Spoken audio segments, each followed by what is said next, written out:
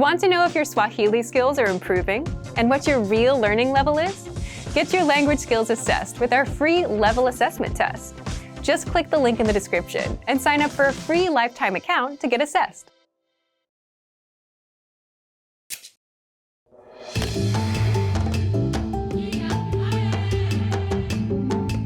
Welcome to SwahiliPod101.com's Kiswahili kwa dakika tatu, the fastest, easiest, and most fun way to learn Swahili.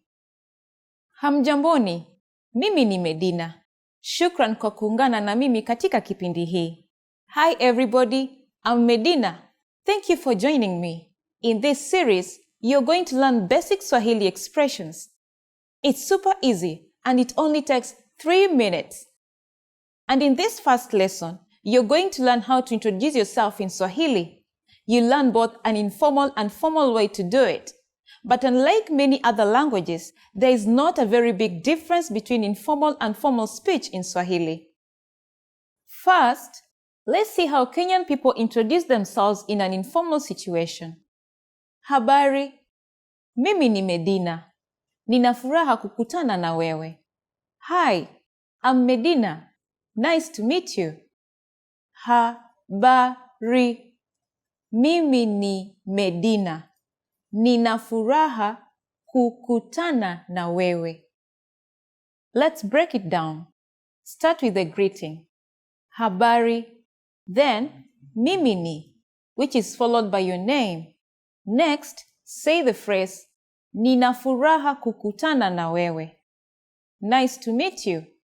All together, it is, Habari, mimi ni Medina. Nina furaha kukutana na wewe. And now, let's see the same sentence in formal speech. Shikamoo. Jina langu ni Medina Maraka.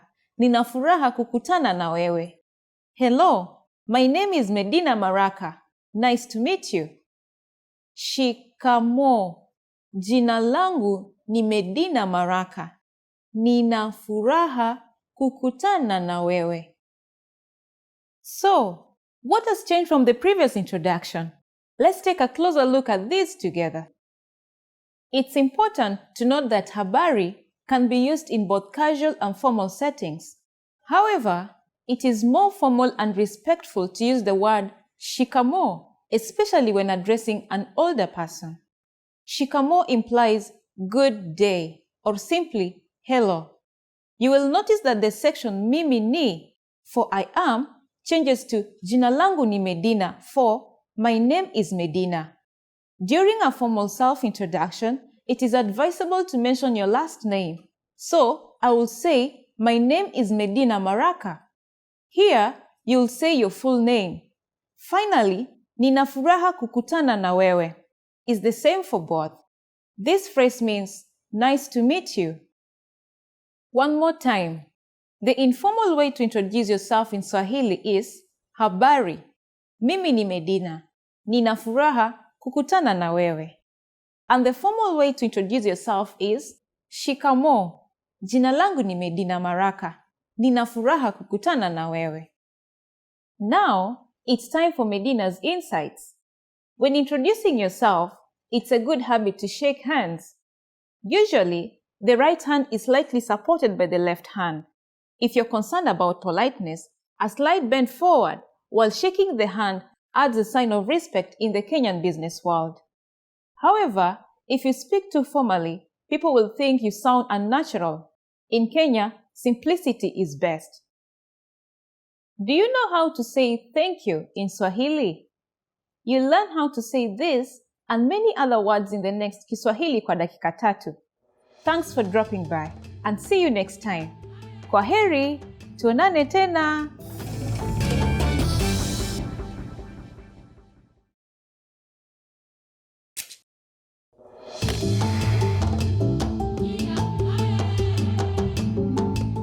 Hamjamboni, mimi ni Medina. Hi everybody, I'm Medina. Welcome to SwahiliPod101.com's Kiswahili kwa dakika tatu, the fastest, easiest, and most fun way to learn Swahili. In the last lesson, we learned how to thank people by saying asante. In this lesson, we'll learn some of the most common greetings used in Kenya. Uko tayari? Are you ready? Tuanze! So let's get started. The most commonly used informal greeting is habari. Habari. Habari means hi or hello. We use it when we meet people. We can use this greeting with friends or relatives, but also with people we don't know. We used this phrase in lesson 1. Do you remember? And do you remember what the formal way of greeting people is? Shikamoo. Shikamoo. Do you also remember that habari can be used both in formal and casual settings? During the evening, we say, habari ya jioni. Habari ya jioni. Jioni is Swahili for evening. So, habari ya jioni means good evening. Habari and habari ya jioni are used when we meet someone, but when we leave, we don't say these greetings again. Instead, when living in both formal and informal situations, Kenyan people say kwaheri. Kwaheri. Kwaheri means goodbye. Finally, in Swahili, we have an expression meaning see you soon that can be considered both formal and informal. Tuonane tena. Tuonane tena. Now you can greet people in many different ways in Swahili. Let's review them all again. When greeting someone in an informal way, remember to say habari. When greeting someone in a formal situation, you say shikamoo. When living in either a formal or informal situation, say tuonane tena. It's easy, isn't it? Now, it's time for Medina's insights. In formal situations, Kenyans commonly greet each other by shaking hands. But if we meet someone we are very friendly with, we hug each other. Don't be afraid to do it with your Kenyan friends. It's normal. In the next lesson, we'll learn the meaning of the phrase, unaongea Kiingereza? Do you already know it? I'll be waiting with the answer in our next Kiswahili kwa dakika 3. Until then, tuonane! Did you take your free level assessment yet? Here's an extra bonus resource you'll get when you take the assessment. When you receive your result and learning level, you also unlock a free language course for your specific level, so you can start learning and level up your language skills. Just click the link in the description to get access.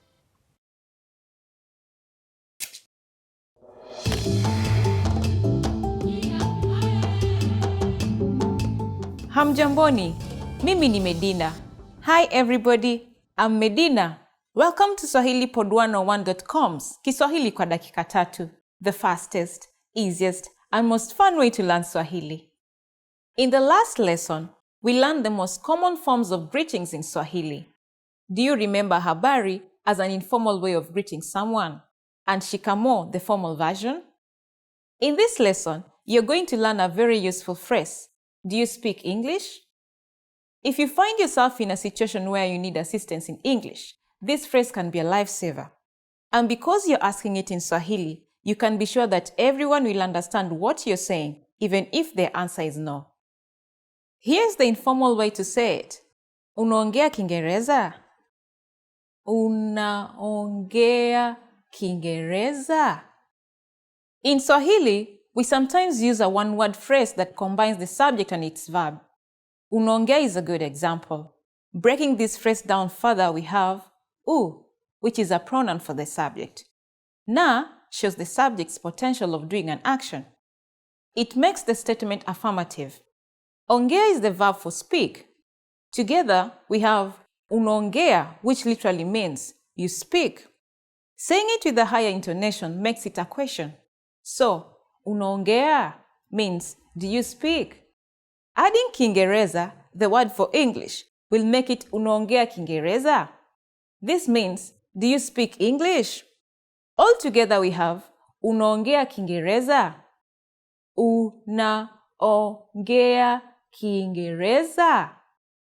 To learn how to properly construct one-word sentences, check out our obsolete beginner series at SwahiliPod101.com. There, you'll find several detailed grammar lessons. We are now going to make this sentence formal.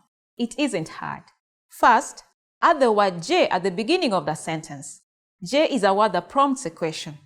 The sentence unaongea will change to je, unaweza ongea. Not the extra word weza, which means able. Je, unaweza ongea therefore means, are you able to? Let's look at the full sentence. Je, unaweza ongea Kiingereza? Do you speak English? Je, unaweza ongea Kiingereza? Adding samahani, which means excuse me, makes the sentence even more polite. Samahani, unaweza ongea Kiingereza? The responses you'll receive could be one of these three. Ndio. Yes. Ndio. Kidogo. A little. Kidogo. La, siongei Kiingereza. No, I don't speak English. La, siongei Kiingereza. Since la siongei Kiingereza is a negative statement, we need to say la first, followed by si before the verb, and an e at the end of the verb.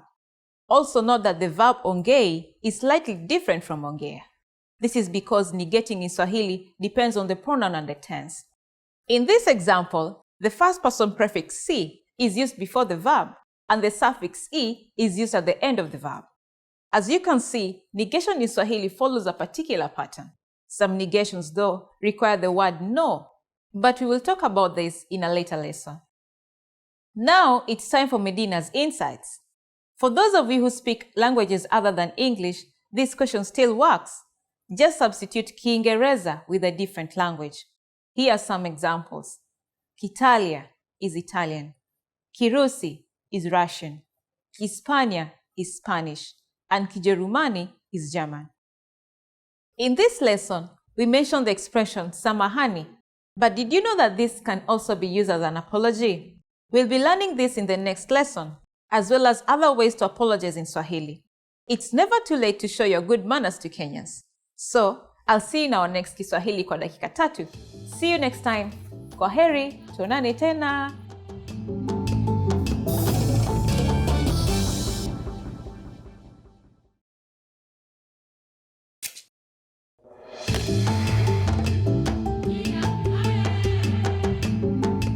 Hamjamboni, mimi ni Medina. Hi everybody, I'm Medina. Welcome to SwahiliPod101.com's Kiswahili kwa dakika 3, the fastest, easiest, and most fun way to learn Swahili.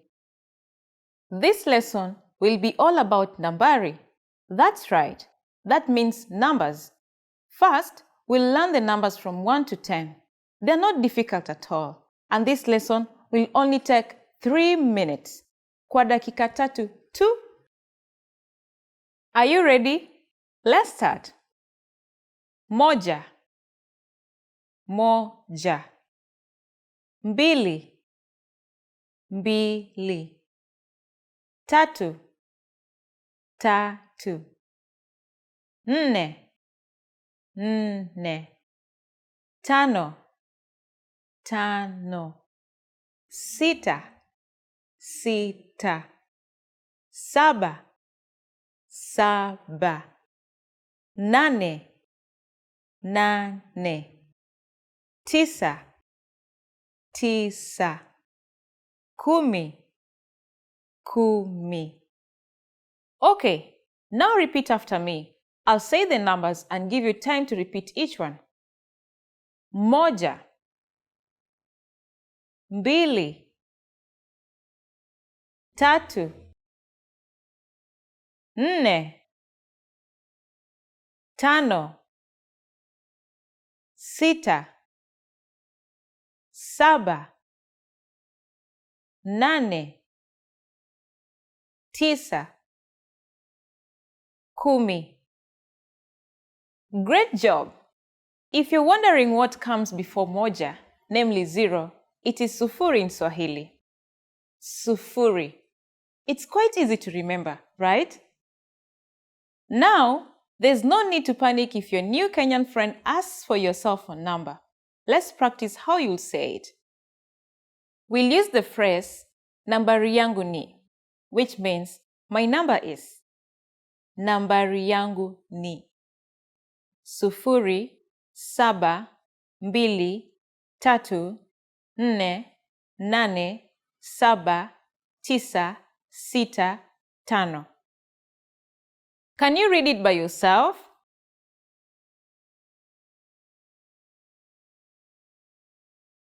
Sufuri, 7, 2, 3, 4, 8, 7, 9, 6, 5.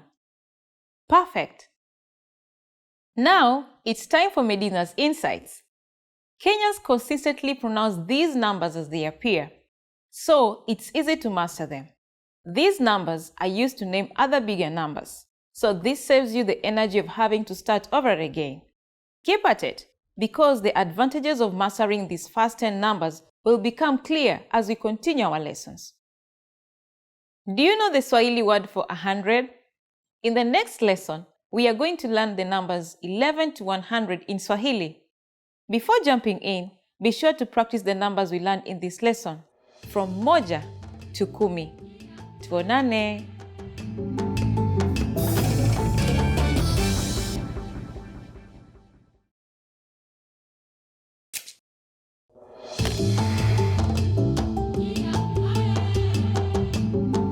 Hamjamboni, mimi ni Medina.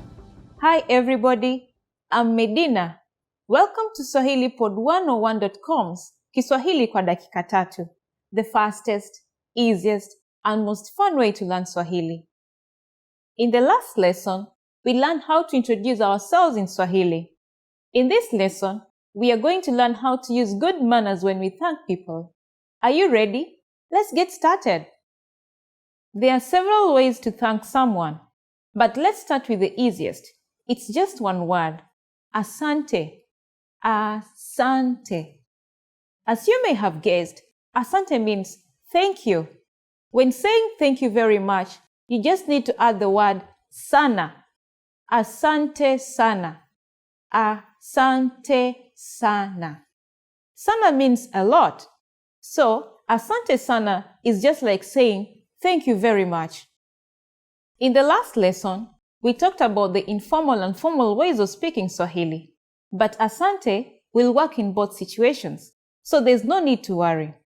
So how do you reply to thank you in Swahili? It's easy. There are two ways of doing it. The main way is to say, karibu. This means you're welcome. Karibu. Literally, this phrase means welcome. The other way to say you're welcome is the expression kamwe. Kamwe. Literally, this phrase means not at all or never mind. You use this when you think that there's no need to be thanked. So it's like saying, don't mention it. So when someone says asante to you, you can simply reply with karibu or kamwe. Now, it's time for Medina's insights. If you're not sure about whether to use asante or asante sana, keeping it simple is always your safest bet. You don't have to worry about formal or informal situations. Asante can be used with just about anyone, anywhere, and at any time. Do you know what habari means? In our next Kiswahili kwa dakika tatu lesson, you'll learn this and other greetings in Swahili. Tuonane! Now that you're finished with this lesson, want to know if your Swahili skills have improved? Take our free assessment test to assess your language, discover your true learning level, and get free access to a language course for your specific level. An easy-to-follow course where you learn the real language, the everyday conversations that you'll soon have, and absorb these practical conversations just by listening along, with quick audio and video lessons from real teachers. So click the link in the description and sign up for a free lifetime account to get assessed.